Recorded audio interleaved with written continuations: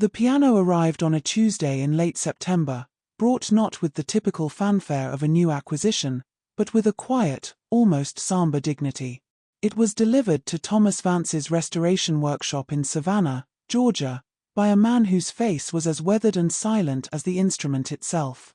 The Broadwood Grand, a relic from the 1840s, was a behemoth of mahogany. Its once lustrous finish had been dulled by time and neglect.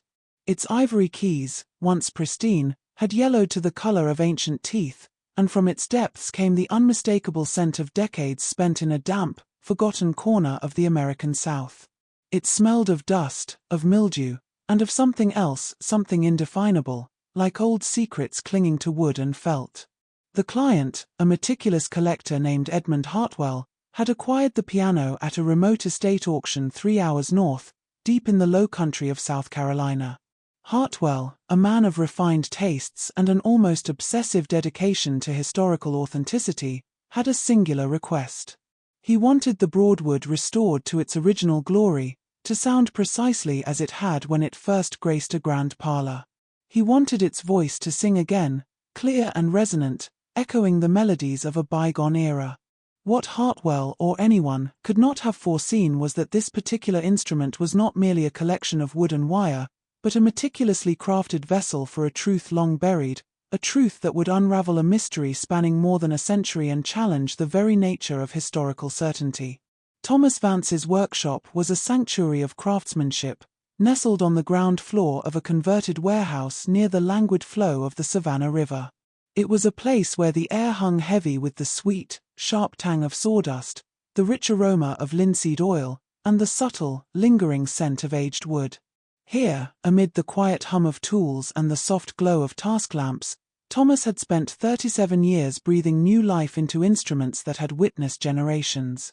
He had restored pianos that had resonated in the homes of presidents, in the opulent salons of wealthy merchants, and in the grand estates of the old Southern aristocracy. Each instrument held a story, a faint echo of the lives it had touched. But none, not a single one, would ever compare to the profound and unsettling narrative he was about to uncover within the silent heart of this Broadwood Grand. When Thomas first laid his hands upon the piano, his experienced eye immediately catalogued the ravages of time. The mahogany case, once a testament to British craftsmanship, was warped in places, its veneer lifting in delicate, brittle strips like peeling skin. Several keys, when pressed, stubbornly refused to return to their resting positions, their mechanisms seized by rust and inertia. The intricate network of strings, once vibrant, hung slack, their tension long since surrendered to the relentless pull of gravity. Most concerning was the soundboard, the delicate, resonant heart of the instrument, a thin wooden panel designed to amplify the strings' vibrations. It bore deep spiderweb cracks that ran like ancient veins across its surface, threatening to silence its voice forever. This was not a simple repair. It was an archaeological excavation, a painstaking journey that would demand not only Thomas's considerable technical skill but also an almost reverent patience, a willingness to listen to the whispers of the past. It would be months, he knew, before this instrument would sing again. Thomas began his work with the methodical precision that was his hallmark. His first step was always to meticulously document the piano's condition. He photographed every angle, every flaw, every sign of wear and tear, creating a visual diary of its decay.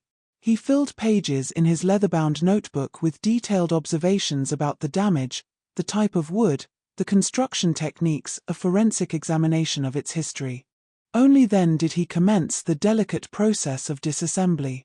The action, that marvel of intricate engineering comprising hundreds of hammers, springs, and levers, was the first to be carefully removed. Each component was labeled, catalogued, and placed in a designated tray. Then came the strings, each one painstakingly detached, coiled, and marked to ensure its eventual return to its precise position.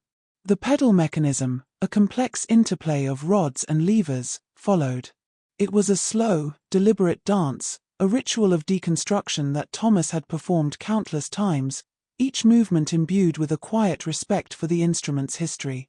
It was on the fourth day of this meticulous process, As he was carefully lifting the heavy action frame from its resting place within the piano's belly, that Thomas noticed something profoundly out of place.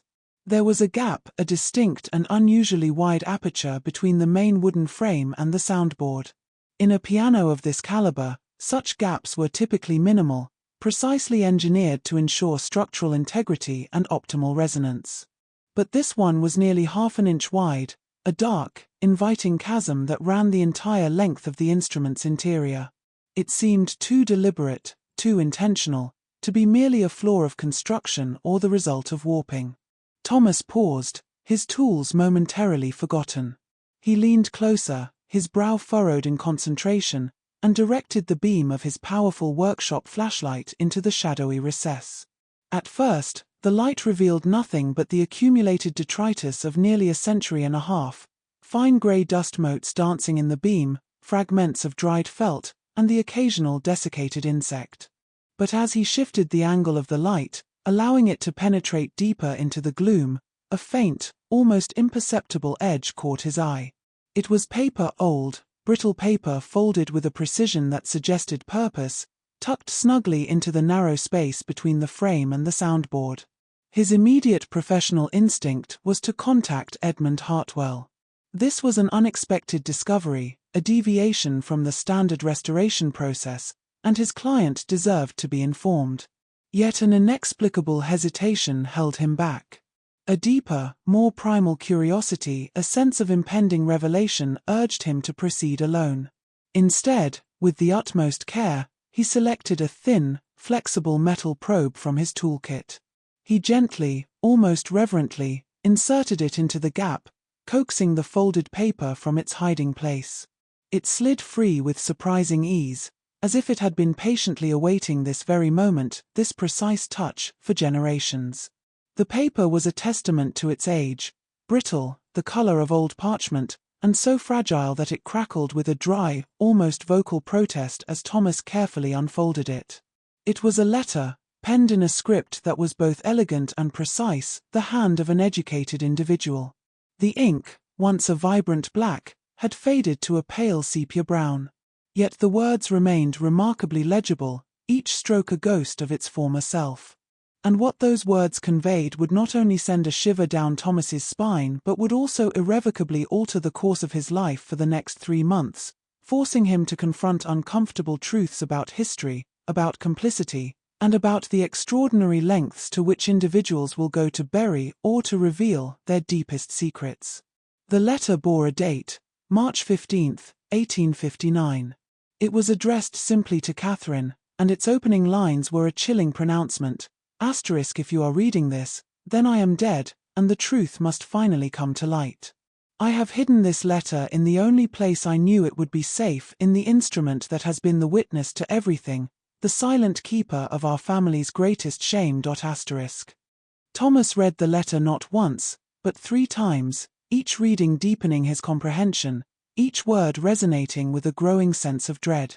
It was a confession, a detailed, agonizing confession of a transgression, a profound moral failing that had transpired in the spring of 1847, a full 12 years before the letter itself was penned. And the implications were staggering, for it implicated not just one individual but some of the most prominent and respected families in the low country of South Carolina. That evening, Thomas did not call Edmund Hartwell. Instead, he secured his workshop, the heavy oak door locked against the encroaching twilight, and carried the fragile letter home. He spent the entire night in his study, the gas lamp casting long, dancing shadows across the room, reading and rereading the faded script.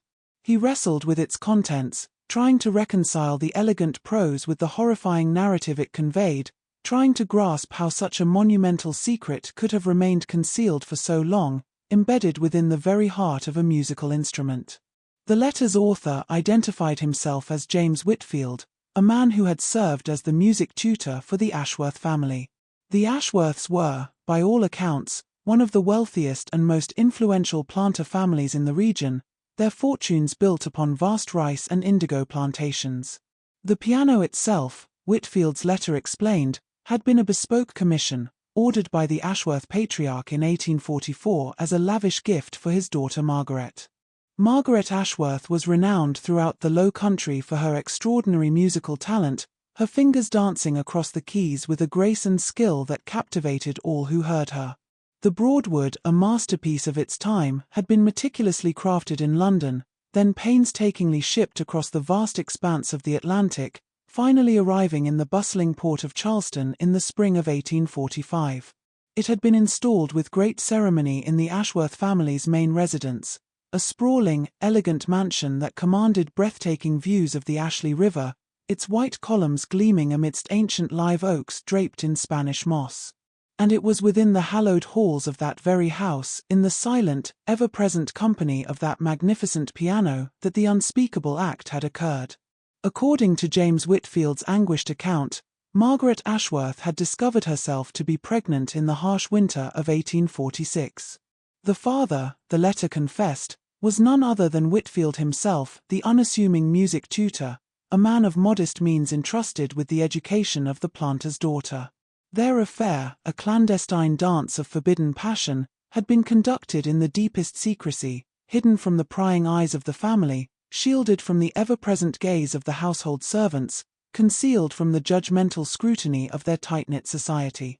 But by the burgeoning spring of 1847, the undeniable evidence of Margaret's condition could no longer be hidden, threatening to shatter the carefully constructed facade of respectability that defined the Ashworth name.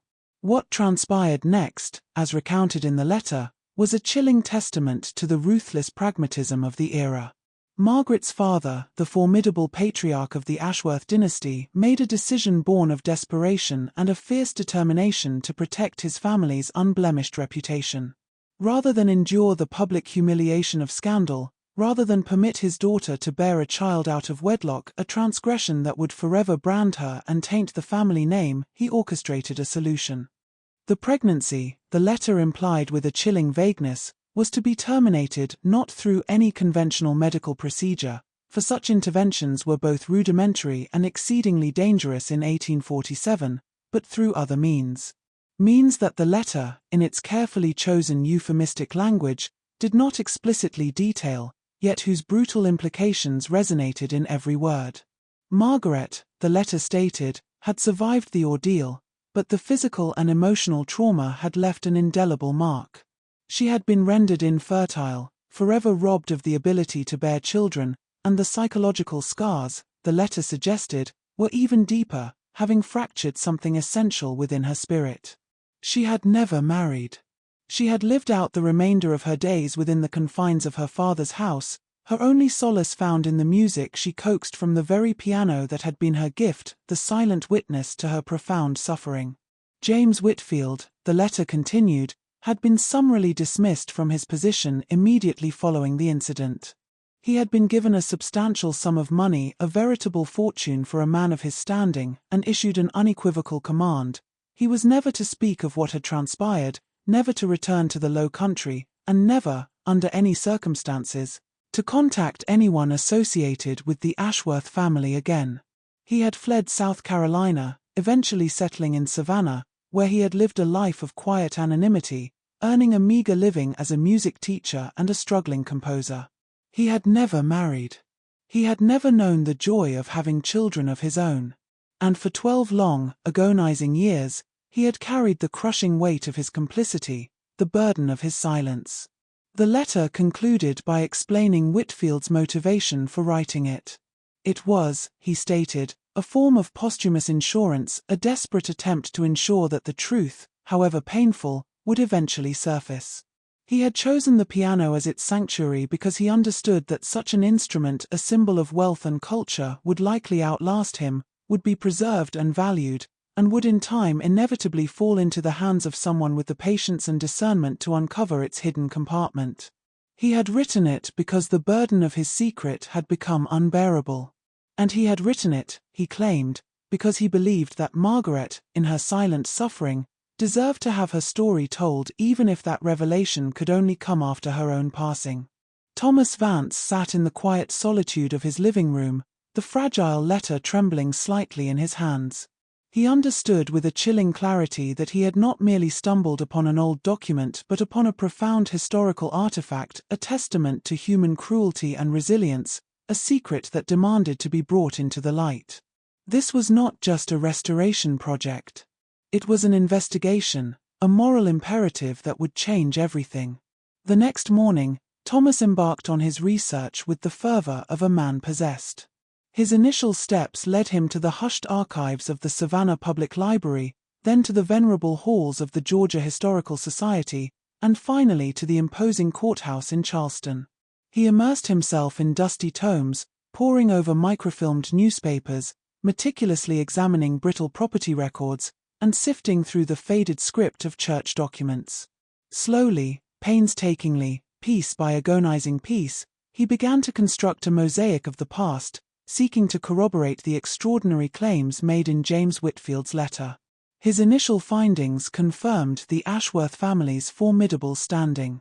Richard Ashworth, the patriarch, had indeed been a titan of the Low Country, his wealth derived from vast tracts of land dedicated to rice and indigo cultivation, worked by hundreds of enslaved individuals. His influence had been far-reaching, his name synonymous with power and prosperity. Richard Ashworth, Thomas discovered, had met his end in 1862, a casualty of the early, brutal years of the Civil War. His wife, Catherine, the very Catherine to whom Whitfield's letter was addressed, had outlived him by more than 2 decades, passing away in 1885. Margaret Ashworth, the tragic figure at the heart of the confession, had lived until 1891. Her life, as the letter suggested, had been one of quiet solitude. She had never married, never established a household of her own. Her entire adult existence had unfolded within the confines of her father's grand house and later her mother's. Thomas found scattered references to her in the society columns of old newspapers, brief, glowing mentions of her exceptional musical talent, of her captivating performances at charitable events, of her reputation as one of the most accomplished pianists in the entire region. Yet beneath these accolades, Thomas detected subtle, unsettling undertones. There were veiled allusions to her delicate constitution, to her nervous disposition, and a curious note about her extended absence from the Low Country in 1847, a period spent traveling through Europe with her mother, from which she had returned changed, somehow diminished. These were the polite euphemisms of a society adept at masking inconvenient truths. James Whitfield's trajectory, too, aligned with the letter's account. He had indeed settled in Savannah, residing there from 1847 until his death in 1859, the precise year the letter was penned. His life in Savannah had been unremarkable, spent teaching music to the children of the city's burgeoning merchant class and composing a handful of pieces that, while technically proficient, never achieved widespread recognition. He had lived a solitary existence in a modest dwelling near the riverfront, a quiet man haunted by an unspoken past. His death, in the winter of 1859 at the relatively young age of 42, was attributed to pneumonia. The piano itself, Thomas learned, had remained within the Ashworth family's possession until the tumultuous 1920s, a period of significant social and economic upheaval in the South. It had then been sold to a prominent antique dealer in Charleston. From there, its journey became more obscure, passing through the hands of various collectors and private owners, its history growing increasingly fragmented until it eventually resurfaced in the estate of a woman in rural South Carolina, who had died childless, her possessions auctioned off to settle outstanding debts. It was at this auction that Edmund Hartwell, with his keen eye for historical artifacts, had acquired it. Thomas found himself consumed by the narrative, drawn deeper into its intricate web of secrets and silences. His evenings, once dedicated to quiet contemplation or the occasional classical concert, were now spent in relentless research, chasing down every lead, every tantalizing hint, striving to construct a more complete picture of the events that had transpired. He initiated correspondence with esteemed historians at the University of South Carolina, specialists in the social history of the Low Country. He engaged the services of genealogists renowned for their expertise in tracing the lineage of prominent Southern families.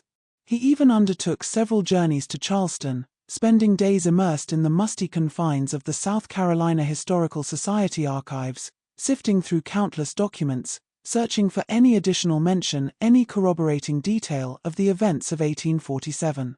What he unearthed through this exhaustive investigation was a compelling, if circumstantial, validation of the letter's broad claims. The Ashworth family's prominence was undeniable. Margaret Ashworth's unmarried status and her life of increasing reclusion were well documented. James Whitfield's presence as a music tutor in the region, followed by his abrupt disappearance from the social records in 1847, was also confirmed.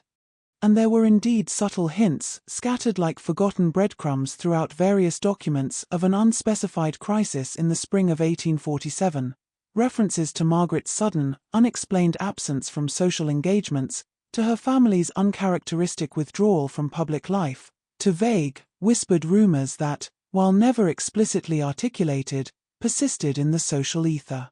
However, the precise, agonizing details of what had occurred, the undeniable fact of Margaret's pregnancy, the brutal nature of its termination, remained undocumented, unconfirmed by any external source.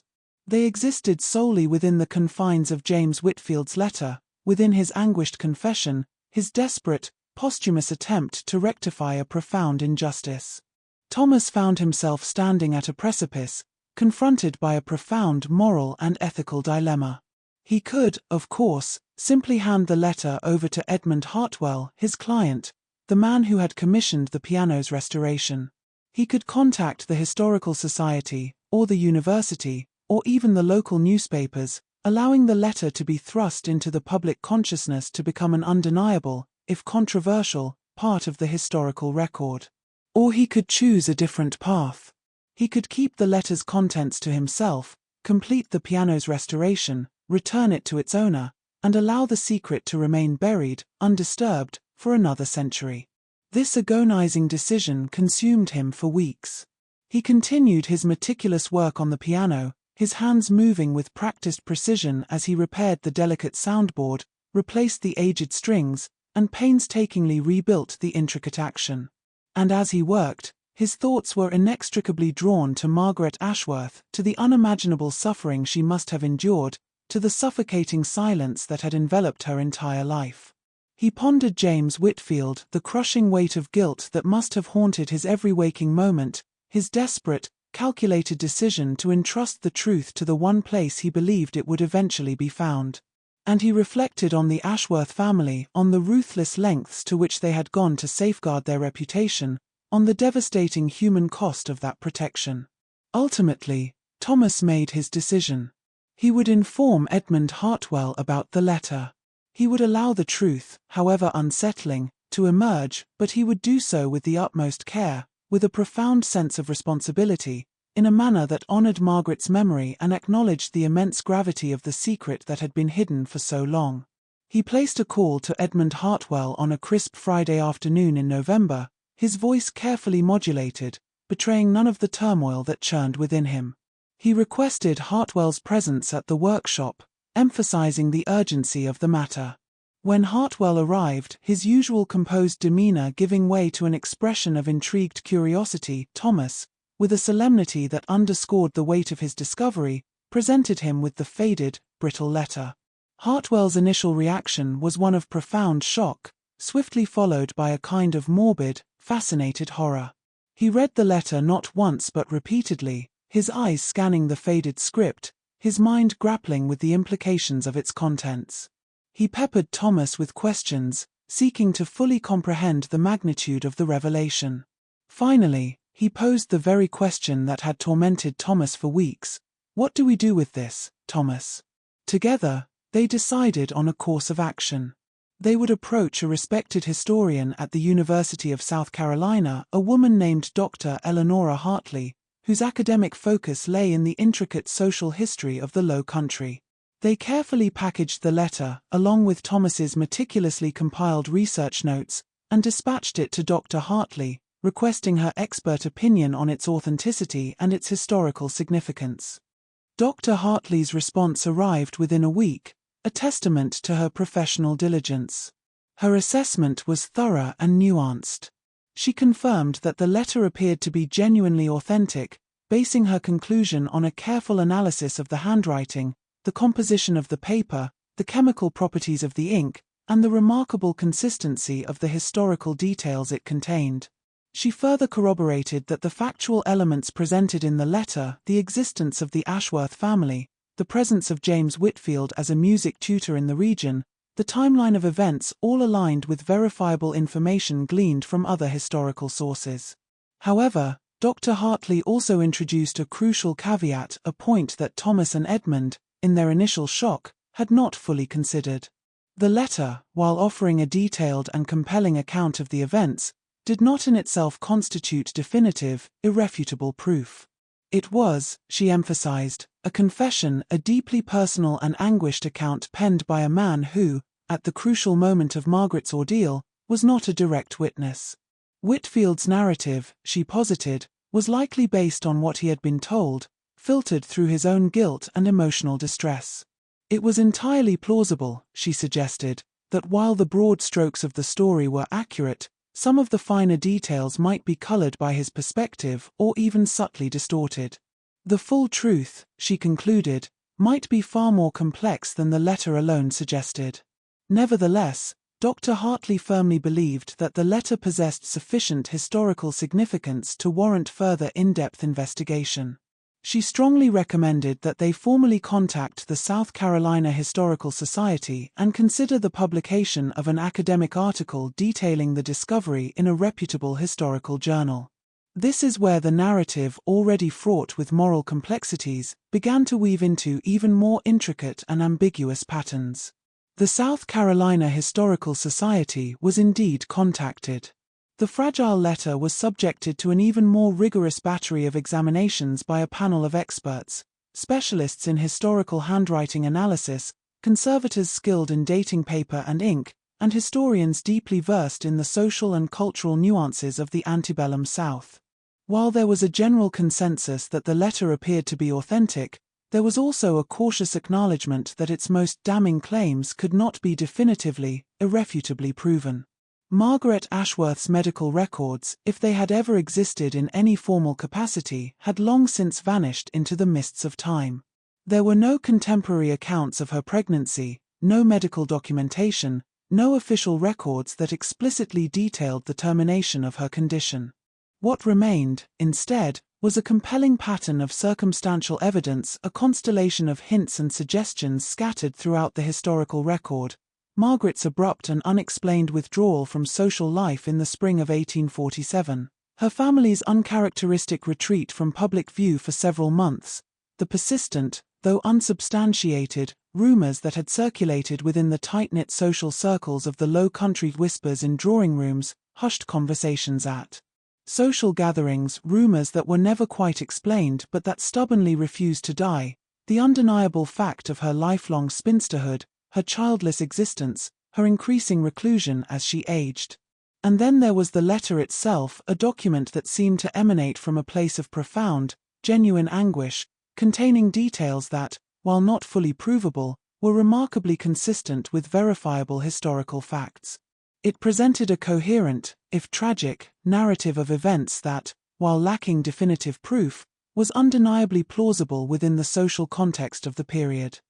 The decision was ultimately made to publish an article detailing the discovery in the esteemed * Journal of the South Carolina Historical Society Star.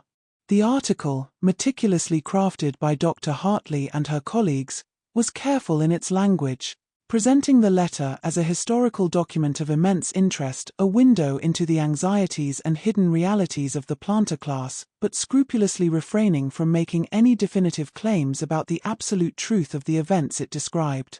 It framed the letter as a powerful piece of evidence reflecting the beliefs and fears of individuals in that era, a document that raised profound questions about the often unwritten, hidden histories of the American South.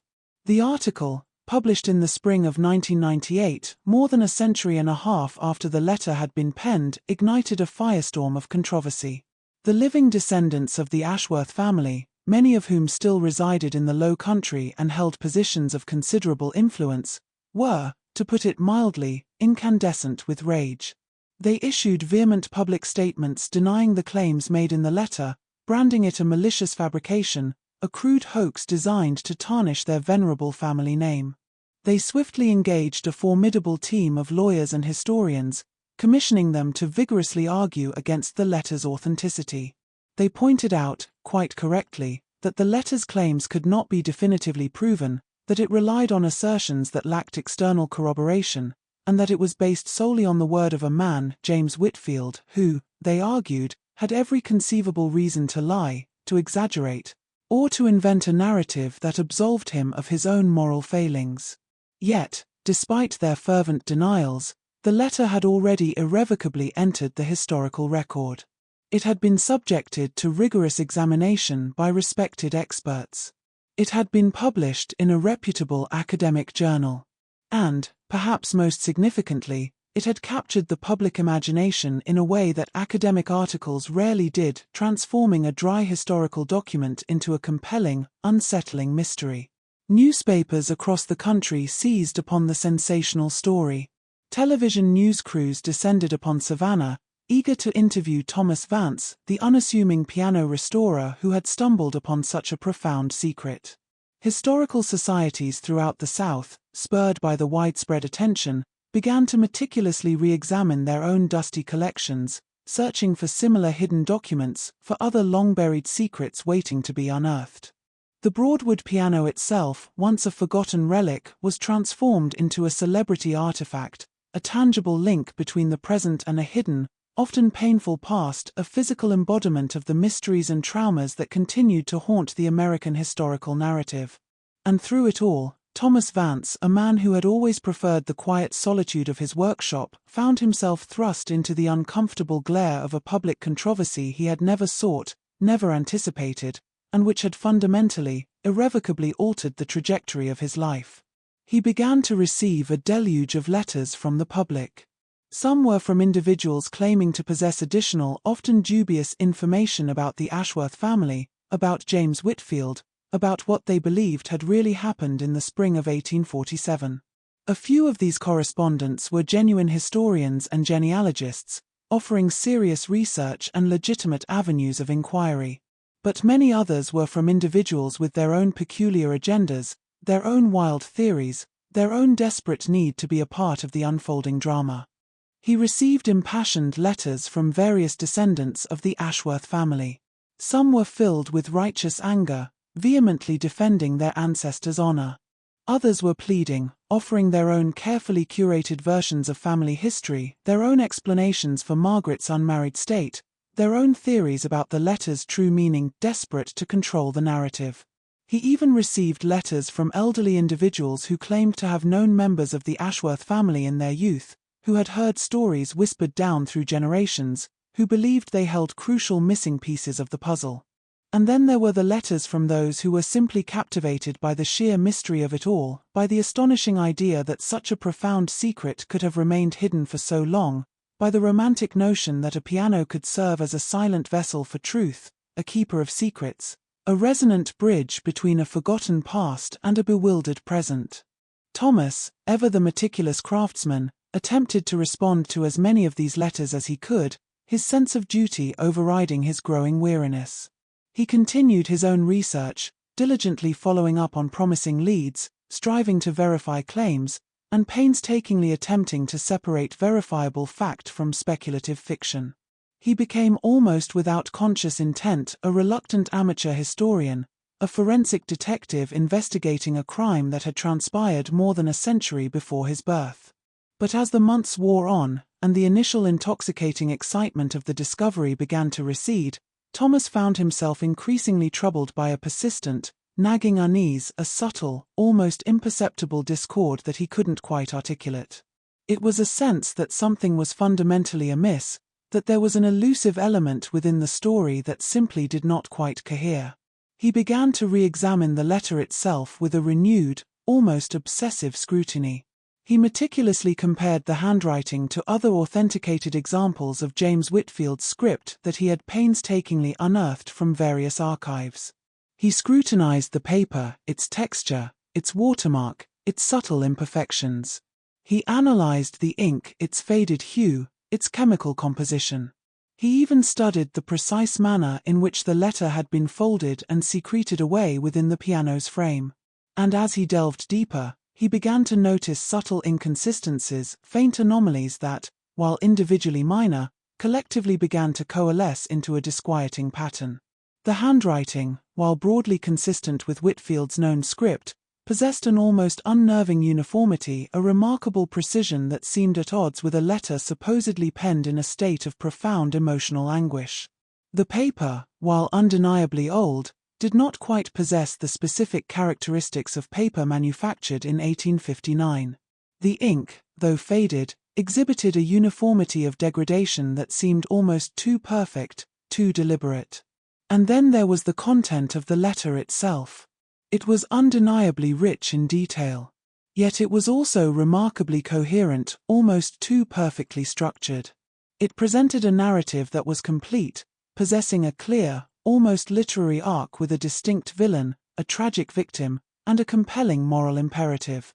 It was, in many respects, too polished, too perfectly constructed, less like a raw, spontaneous confession born of desperation and more like a carefully composed narrative meticulously crafted for maximum impact. A chilling question began to form in Thomas's mind, a question that threatened to dismantle the entire edifice of his discovery. What if the letter was not genuine? And if it was not, then who and when and for what purpose had it been written? He cautiously shared his burgeoning doubts with Dr. Eleanora Hartley, the historian who had initially authenticated the letter. Her response was thoughtful, yet tinged with a subtle defensiveness. She acknowledged that certain aspects of the letter were indeed unusual, warranting closer examination. However, she firmly reiterated that the document had been subjected to rigorous analysis by multiple experts and that the prevailing consensus among the historical community remained that it was authentic. And yet, she conceded, there was always an inherent element of uncertainty in historical authentication. Documents, she reminded him, could be forged with remarkable skill. Experts, despite their best efforts, could be deceived. And the letter, while appearing genuine, could not, she admitted, be proven beyond all shadow of a doubt to be absolutely authentic. This gnawing uncertainty, this inability to definitively prove the letter's authenticity, rapidly became the central, most contentious issue in the ongoing public and academic debate surrounding the discovery. The Ashworth family's legal team, seizing upon this vulnerability, launched a renewed offensive, arguing vehemently that the letter was, in all likelihood, a sophisticated forgery. They posited that it had been meticulously crafted by an unknown individual with a deep-seated grudge against the family, an elaborate attempt to maliciously tarnish their ancestral name. They insisted that it should be entirely discredited and afforded no credence as a legitimate historical document. Conversely, the majority of historians, by and large, continued to staunchly defend the letter's authenticity. They pointed to the remarkable consistency of its details with known historical facts, to the palpable emotional tenor that permeated its words, and to the absence of any obvious, compelling motive for someone to have undertaken such an elaborate and painstaking forgery. Yet, as Thomas continued his own increasingly solitary investigation, he began to uncover a crucial piece of information, a detail that neither the esteemed historians nor the aggressive Ashworth family lawyers had fully considered. He discovered that the Broadwood piano had not, in fact, remained in the continuous, unbroken possession of the Ashworth family throughout its entire history. It had been sold at some point in the tumultuous 1920s to a prominent antique dealer in Charleston. From there, its provenance became somewhat fragmented, passing through several hands before it ultimately resurfaced in the estate of a woman named Eleanor Hartwell, a woman whose maiden name, Thomas discovered with a jolt of recognition, had been Ashworth. Eleanor Hartwell, Thomas learned, was a distant, though direct, descendant of the original Ashworth family. She had lived a long life, passing away in 1995 at the venerable age of 93. According to the meticulously kept records Thomas was able to unearth, she had been a woman of considerable intellect, education, and a profound interest in history. She had been a long-standing, active member of the South Carolina Historical Society. She had engaged in extensive correspondence with numerous historians and genealogists, her letters revealing a deep, almost obsessive fascination with her family's past, with the uncovering of long-forgotten secrets, and with the nuanced understanding of her ancestors' hidden stories. A new, unsettling hypothesis began to take root in Thomas's mind. What if Eleanor Hartwell, driven by her profound interest in history, her family connection, and perhaps a desire to expose a long-buried truth, had herself authored the letter? What if she had, for reasons known only to her, meticulously crafted a document designed to expose a profound family secret, to force her descendants to confront a hidden, uncomfortable past? What if she had deliberately concealed the letter within the piano, knowing with chilling certainty that it would eventually be discovered, knowing that it would ignite a firestorm of controversy, knowing that it would compel people to finally pay attention to the complex, often painful history of her family? But this, Thomas knew, was pure speculation. He possessed no concrete proof, only a constellation of circumstantial evidence. Eleanor Hartwell's undeniable access to the piano, her well-documented obsession with family history, and the persistent, unsettling fact that the letter's authenticity, despite expert consensus, could not be definitively, irrefutably proven. And so, Thomas found himself in an extraordinarily peculiar and morally challenging position. He had been the instrument of a discovery that had captivated the public imagination, that had been authenticated by respected experts, that had been published in prestigious academic journals, and that had, in essence, become an indelible part of the historical record. Yet simultaneously, he had come to harbor a profound, unsettling suspicion that the very document he had unearthed might not be what it claimed to be, that it might, in fact, be a meticulously crafted forgery, the deliberate creation of an individual with their own complex agenda, their own deeply personal reasons for wanting to expose, or perhaps even to invent, a family secret. He did not publish his doubts. He did not go public with his unsettling suspicions. Instead, he kept them largely to himself, sharing them only with a select few trusted colleagues, with Dr. Hartley and with Edmund Hartwell, the man who had unwittingly set this entire chain of events in motion. The Broadwood piano, its voice now fully restored, was eventually donated to a prominent museum in Charleston, where it remains to this day. It is displayed as a powerful historical artifact, a poignant symbol of the hidden, often painful histories of the American South, a tangible object that connects the present to a mysterious, unsettling past. Visitors to the museum can gaze upon the magnificent instrument, can read the accompanying plaque detailing the discovery of the letter hidden within its depths, and can contemplate the profound questions that the revelation raises about truth and authenticity, about the elusive nature of historical evidence, and about the myriad ways in which the past, with its unresolved traumas and unspoken secrets, continues to haunt and shape the present. Thomas Vance, the quiet craftsman, continued his life's work as a piano restorer. He never published his doubts about the letter's authenticity. He never publicly voiced his suspicions about Eleanor Hartwell. He lived out his days in Savannah, his hands still moving with practiced grace over the keys and mechanisms of countless instruments, maintaining his meticulous attention to detail, his unwavering patience, and his profound respect for the silent histories embedded within the wood and wire that passed through his skilled hands. But he never forgot the letter. He never forgot the profound questions it had raised about the very nature of truth. And he never forgot the strange, unsettling sensation he had experienced when he first read it, the disquieting sense that he had stumbled upon something that was simultaneously profoundly true and profoundly false, something that revealed a genuine historical mystery while at the same time subtly obscuring it, something that was, in its own enigmatic way, as troubling and as elusive as the very secrets it claimed to expose. The definitive truth about what transpired in the spring of 1847, the unvarnished reality of Margaret Ashworth's fate, the full extent of James Whitfield's complicity, and the precise actions taken by the Ashworth family to protect their reputation, that truth, if it ever existed in a singular, unassailable form, remains forever hidden, shrouded in the mists of time and the ambiguities of human memory.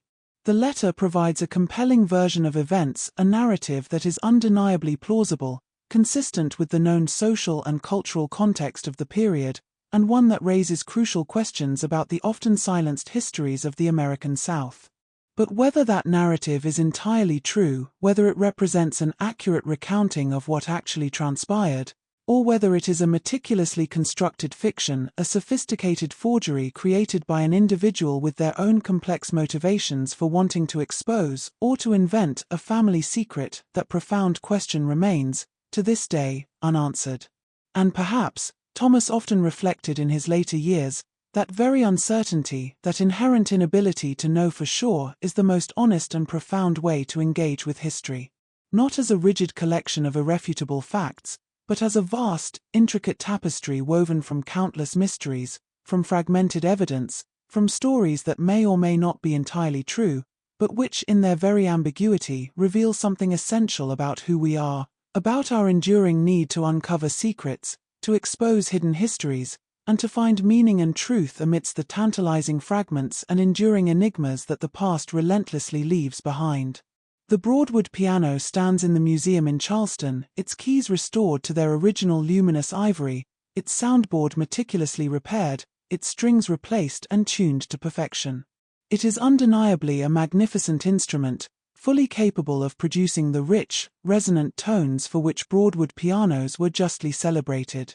Occasionally, a renowned musician is invited to perform on it, and the music that emanates from its depths is said to be truly remarkable, clear, resonant, imbued with a profound, almost melancholic beauty that seems to speak directly to something deep and true about the past, about loss, about resilience, and about the intricate ways in which beauty and tragedy are so often inextricably intertwined. But no one knows, with absolute, unshakable certainty, what secrets the piano truly holds within its ancient wooden heart. No one knows whether the letter, the catalyst for this entire historical drama, is a genuine confession or a brilliant, calculated forgery. And no one knows, with definitive clarity, what truly happened in that grand plantation house in the spring of 1847. And perhaps that enduring uncertainty, that profound inability to know for sure, is the most unsettling and, ultimately, the most compelling aspect of this entire story, a testament to the enduring power of the past to haunt, to question, and to remind us that some truths, once buried, may never fully see the light of day.